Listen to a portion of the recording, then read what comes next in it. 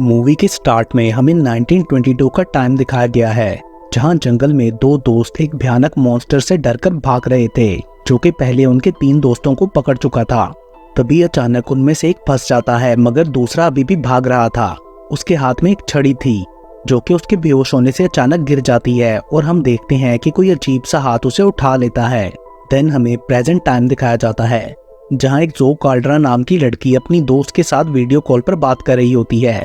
वो लोग बात कर रही थी कि कैसे अपनी मॉम के मरने के बाद जो अमेरिका से ऑस्ट्रेलिया मूव हो गई। जो की मॉम को कैंसर था।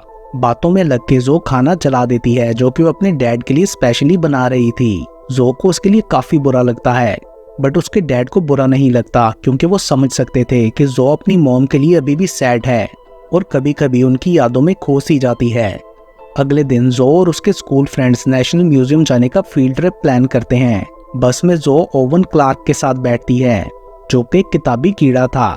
उनके पीछे जेवियर और कैटलिन एक साथ बैठे थे।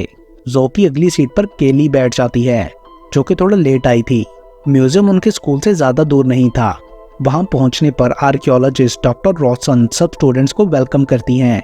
साथ ही वो उन लोगों को एक प्राचीन कहानी ट्री ऑफ नॉलेज के बारे में बताते हुए उससे रिलेटेड पुरानी चीजें दिखाती है।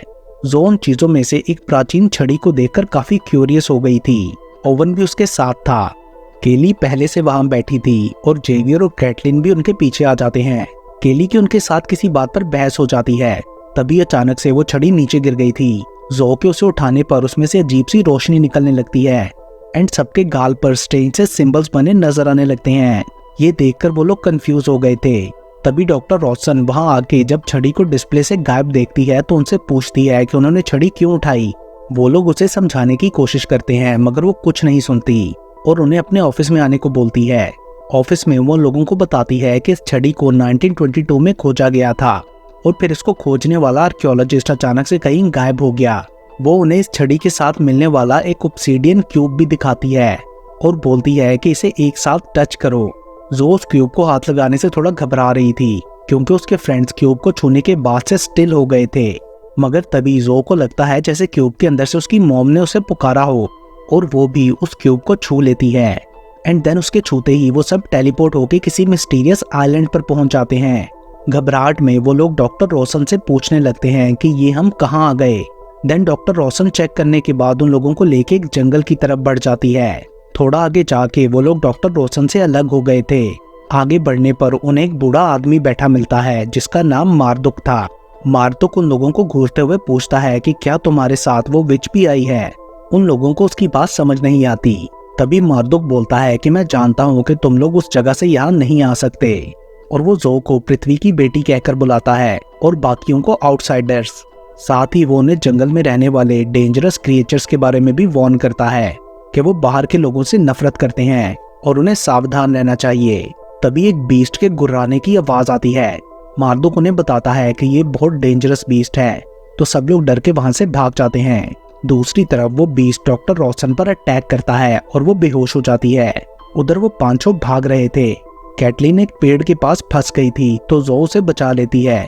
इतनी देर में बीस्ट भी वहां पहुंच जाता है और इससे पहले कि वो जो पर हमला करता, पेड़ उसे अपने अंदर सक कर लेता है और बाकी चारों वहां से भाग गए थे। उधर डॉक्टर रॉसन को होश आता है। वहां कुछ एल्फ्स भी थे जो उसका मजाक उड़ाने लगते हैं। डॉक्टर रॉसन गुस्से में उन एल्फ्स से कहती है कि वो उन 5 टीनेजर्स को ढूंढें। उनकी बातों से पता चलता है कि रॉसन असल में एक विच है, जो कि जो और उसके दोस्तों को यहाँ किसी कारण से लाई थी। असल में वो उनके थ्रू उस छड़ी के हेड को ढूंढना चाहती थी।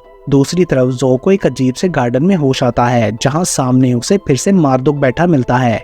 जो को अपनी कलाई पर एक अजीब सिंबल भी बना नजर आता है। मार्दुक बोलता है कि ये पृथ्वी का सिंबल है, यानी जो के पास भी उसकी तरह नेचर की पावर्स हैं। मतलब वो नेचर को चेंज कर सकती है और दूसरों को हील भी कर सकती है। फिर मार्दुक जो को एक बहुत पुरानी विच की कहानी सुनाता है, जो कि ट्री ऑफ नॉलेज को प्रोटेक्ट करती थी। काफी वक्त पहले उसकी ट्राइब को एक जानलेवा बीमारी लग गई और उस विच ने उस ट्री से जुड़ी अपनी स्पेशल पावर्स को यूज करके सबको बीमारी से बचा लिया। लेकिन उस पेड़ से मिलने वाली शक्तियों की वजह से वो पागल हो गई। सो मार्दुक और उसकी तरह के एलिमेंटल्स पावर रखने वाले 4 और लोगों ने मिलकर उस चुड़ैल को लॉक करके ट्री ऑफ नॉलेज से दूर कर दिया। तब से ही वो चुड़ैल उस पेड़ के पास जाने के लिए चालें चलती आ रही है। उसकी छड़ी के हेड ढूंढने में मार्दुक को जो की मदद चाहिए थी, ताकि उसे वापस उस जगह पहुंचाया जा सके जहां से वो आया था और विच को इससे दूर रखा जा सके, वरना ये सबके लिए तबाही ला सकता था। साथ ही मार्दुक जो से कहता है कि वो खुद को मिट्टी से कवर कर ले ताकि वो बीस्ट से छुप सके। ये सब सुनने के बाद जो टेलीपोर्ट मैजिक के थ्रू उस गार्डन से बाहर निकल आती है अपने साथियों के पास जाने के लिए, मगर तभी उसका सामना रोशन से होता है। जो उसे मार्दुक की स्टोरी के बारे में बताती है तो रोशन बोल देती है कि मैं ही वो विच हूँ, मगर मार्दुक की बताई हुई कहानियां झूठ हैं, और वो जो को उस कहानी का अपना एक नया वर्जन भी सुनाती है, जिसके बाद जो काफी कंफ्यूज हो गई थी। उसे समझ नहीं आता कि वो किस पर विश्वास करे। रोशन बोलती है कि मैं ही सच कह रही हूँ, और साथ ही वो उसे वार्न भी करती है कि तुम्हारे फ्रेंड्स खतरे में हैं। ये सुन के जो अपने दोस्तों को ढूंढने के लिए वहां से भाग जाती है। दूसरी तरफ वो चारों भी जो को ढूंढ रहे होते हैं। तभी उन्हें एक पुराना पत्थर मिलता है जिस पर वियर्ड राइटिंग्स और सिंबल्स बने थे। ये सिंबल्स उनके बाजुओं पर बने सिंबल से मिलते जुलते थे। केली अपनी शक्तियों की मदद से उन प्राचीन सिंबल्स को पढ़ लेती है और बोलती है कि उनके हाथों पर बने सिंबल्स अर्थ, फायर, विंड और वाटर की पावर्स को रिप्रेजेंट करते हैं। तभी फाइनली जो उन्हें ढूंढ लेती है और वहां से भाग जाने का कहती है। उस पत्थर पर बनी कार्विंग्स को चेक करने पर जो उन्हें एक्सप्लेन करती है कि अगर हम सब अपने सिंबल्स को एक साथ यूज करें तो ये काम करेंगे। एंड देन अपने हाथों पर बने सिंबल्स को पत्थर के आगे करने पर वो लोग जंगल के दूसरे हिस्से में टेलीपोर्ट हो जाते हैं। देन जो उन सबको अपने ऊपर मट्टी लगाने का कहती है ताकि बीस्ट उन्हें सूंघ ना सके। ऐसा करते हुए जो को एक छोटी सी परी भी दिखाई देती है जिसका पर टूटा हुआ था। जो अपनी अर्थ की पावर्स को यूज करते हुए उस परी के विंग्स को हील कर देती है, जैसा कि मार्दुक ने उसे बताया था। एंड देन जो उन सबसे कहती है कि हमें छड़ी का हेड और ट्री ऑफ नॉलेज को ढूंढना है ताकि दुनिया को तबाही से बचाया जा सके। सो वो सब लोग अपने मिशन पर निकल पड़ते हैं। काफी देर चलते रहने के बाद वो पांचों एक चौराहे तक पहुंचते हैं। तभी अचानक इंसानों जैसा दिखने वाला एक ब्लू क्रिएचर सामने आता है और बोलता है कि वो इस रास्ते का रखवाला है और उसकी अनुमति लिए बिना वो लोग आगे नहीं जा सकते। ओवन उस क्रिएचर को हाथ लगाने के लिए आगे बढ़ता है तो गायब हो जाता है। ये देखकर जेवियर गुस्सा करते हुए उसकी तरफ बढ़ता है तो वो क्रिएचर उसे भी फ्रीज करके गायब कर देता है। जो उस क्रिएचर से अपने दोस्तों को वापस लाने को बोलती है तो वो बदले में कोई कीमती चीज मांगता है। तो केली और कैटलिन उसे अपने इयररिंग्स और कुछ पैसे देती हैं, मगर वो उन्हें भी गायब कर देता है। देन जो उसे अपनी मॉम का ब्रेसलेट देती है जिसके साथ एक कहानी जुड़ी थी। उसकी स्टोरी सुनने के बाद वो रखवाला उसे ब्रेसलेट रिटर्न करने के लिए एक पोर्टल खोल देता है। दूसरी तरफ केली और कैटलिन एक चूहे जैसे फेस के आदमी से मिलती हैं और उससे मदद का बोलती हैं अपने फ्रेंड्स को ढूंढने के लिए। वो उन्हें किसी से मिलाने के लिए अपने साथ चलने को बोलता है। उधर जो बर्फीले जंगल में पहुंच चुकी थी वो घबराकर रोने लगती है, मगर तभी उसे जेवियर मिल जाता है और वो दोनों चूहे जैसे फेस की औरत से मिलते हैं जो कि मैजिकल निटिंग करके पेड़ बना रही थी। तभी वो रेड फेस आदमी केली और कैटलिन को लेकर वहां आ जाता है एंड देन वो उन्हें एक जगह ले जाकर बढ़िया सा खाना खिलाती है जो कि उसने मैजिक से बनाया था। उसके बाद वो औरत उन्हें एक पोर्टल के थ्रू दिखाती है कि ओवन एक गुफा में फंसा हुआ था। उन्होंने देखा कि वो किसी बीस्ट के कारण खतरे में है, सो वो लोग उसे जल्दी से बाहर निकाल लेते हैं। रेड फेस औरत जल्दी से उस पोर्टल को बंद कर देती है जिसका नीचे गिरा एक टुकड़ा केली ने उठा लिया था। रात को वो पांचों एक जगह कैंप फायर लगा के बैठ जाते हैं। केली पोर्टल के उस टुकड़े को ओवन को दिखाती है जिससे वो केव में मिलने वाले कोड्स को फिगर आउट करने की कोशिश करता है। तभी उन्हें किसी के चलने की आवाज आती है और वो लोग छुप जाते हैं। एक्चुअली वहाँ एल्स उन्हें ढूंढने आए थे, जिन्हें देखकर वो पांचों वहां से भाग जाते हैं। देन वो लोग एक जगह धरती में सक होकर किसी और डायमेंशन में पहुंच जाते हैं। वहां उन्हें एक मिरर नजर आता है जो उनके अंदर के गहरे डर को दिखा रहा था, उनके डुप्लीकेट्स की शक्ल में। ये डुप्लीकेट्स उन्हें अपने साथ मिलाने की कोशिश कर रहे थे। अनफॉर्चुनेटली जो अपने डर के असर में आके मिरर में जंप कर देती है, जबकि कैटलिन अपने फायर एलिमेंट की पावर को यूज करके मिरर का विनाश कर देती है। देन उसने अपने बाकी साथियों को भी मिरर में शक होने से बचा लिया था, मगर जो अब मिरर में जा चुकी थी, सो कैटलिन भी उसके पीछे जाती है, जहां जो अपनी मॉम को याद करके काफी दुखी थी और वहां से निकलना नहीं चाहती थी। उसका ख्याल था कि वो किसी को भी हीरो बन के बचा नहीं सकती, मगर कैटलिन उसे समझाते हुए मिरर से बाहर ले आती है। देन उस मिरर ट्रैप से निकलने के बाद वो लोग एक कोस्टल एरिया पहुंचते हैं जहां एक बॉक्स पड़ा था।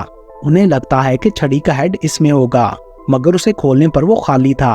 तभी रोशन वहां उनके सामने अपने असल रूप में आ जाती है। वो लोग डर जाते हैं, मगर ये जानने पर कि जो को रोशन की असलियत का पता था, वो लोग उससे नाराज होते हैं कि उसने उन्हें पहले क्यों नहीं बताया। जिस पर जो ये कहते हुए एक्सक्यूज करती है कि वो खुद भी इस बारे में श्योर नहीं थी। यहाँ रोशन रिवील करती है कि वो 5 एलिमेंटल पावर्स वाले लोगों को कब से यहाँ लाना चाहती थी और वो उन सबकी इन पावर्स के बारे में शुरू से ही जानती थी और उनकी लाइफ्स के बहुत से इवेंट्स को उसी ने मैनेज किया था, जैसा कि जो की मॉम का कैंसर भी उसी ने क्रिएट किया। ये सब सुन के जो की हालत बुरी होने लगती है, मगर रोशन को इस सबसे फर्क नहीं पड़ता क्योंकि उसका मकसद ट्री ऑफ नॉलेज की पावर को वापस पाना था, जिसके थ्रू वो अपने ट्राइब के लोगों को फिर से जिंदा करना चाहती थी जो कि किसी जानलेवा बीमारी से मारे गए थे। तभी केली उस रेड फेस वुमन से लिए टुकड़े को यूज करके पोर्टल खोल देती है ताकि बीस्ट वहां आ जाए और विच को मार डाले। एंड देन जब रोशन उस बीस्ट के साथ डील करने में बिजी थी तो वो लोग दूसरा पोर्टल बना के वहां से भाग जाते हैं, मगर बीस्ट फिर भी उन तक पहुंच जाता है। लेकिन इससे पहले कि वो हमला करता, जो अपनी अर्थ पावर से उसे काम करती है क्योंकि उसने छड़ी के हेड का टुकड़ा बीस्ट की बॉडी पर देख लिया था। एंड देन वो टुकड़ा लेने पर वो और बीस्ट दोनों बेहोश हो जाते हैं। तभी रोशन छड़ी का टुकड़ा लेने के लिए वहां आती है और जो के फ्रेंड्स को बेहोश कर देती है। होश में आने पर जो अपने दोस्तों को बचाने के लिए वो टुकड़ा रोशन को दे देती है, जिसे उसने तुरंत छड़ी पर लगा लिया था। एंड देन वो फोर्सफुली जो से ट्री ऑफ नॉलेज के बैरियर में छेद करवाती है, जो कि वो पहले कभी नहीं कर पाई थी। यहाँ मार्दुक रोशन को रोकने की कोशिश करता है, जो कि असल में उसकी छोटी बहन थी, मगर रोशन छड़ी से उस पर हमला करती है। जो अपनी पावर्स के थ्रू मार्दुक को हील करने की कोशिश करती है, मगर वो काम नहीं करती। मरने से पहले मार्दुक जो से अपने पास्ट को भूलने के लिए कहता है ताकि वो अपने फ्यूचर को फेस कर सके। वो यही कहता है कि ट्री ऑफ नॉलेज भी बाकी पेड़ों जैसा ही है। एंड देन वो मर के गायब हो जाता है। देन रोशन जो को ट्री ऑफ नॉलेज का गेट खोलने के लिए मजबूर करती है ताकि वो ट्री की पावर्स ले सके। एंड जैसे ही ट्री के ओपन होने पर वो पावर्स लेने के लिए अंदर जाती है, ट्री उसके साथ ही एक्सप्लोड हो जाता है।